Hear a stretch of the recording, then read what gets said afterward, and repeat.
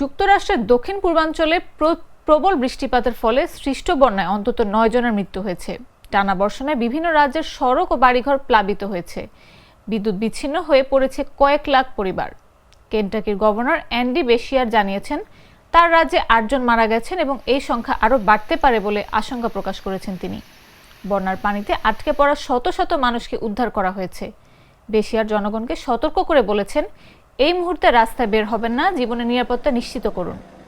Kentucky, Georgia, Alabama, Mississippi, Tennessee, Virginia, পশ্চিম Virginia এবং north Carolina এই 8টি রাজ্যে সপ্তাহান্তে বিভিন্ন মাত্রার ঝড় সংক্রান্ত সতর্কতা জারি করা হয়েছিল।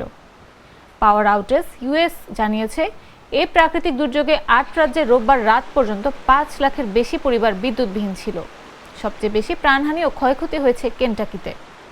মার্কিন জাতীয় আবহাওয়া সংস্থার তথ্য অনুযায়ী রাজ্যের কিছু অংশে 15 সেন্টিমিটার পর্যন্ত বৃষ্টিপাত হয়েছে। এর ফলে বিস্তীর্ণ এলাকা প্লাবিত হয়েছে।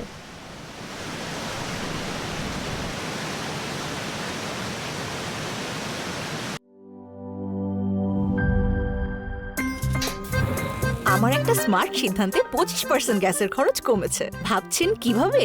সাধারণ গ্যাস স্টোভ বদলে আমি এনেছি আরএফএল গ্যাস স্টোভ। এর সাইন্টিফিক নজল ও ব্রাস বার্নার ক্যাপ সমানভাবে তাপ ছড়িয়ে রান্না করে দ্রুত।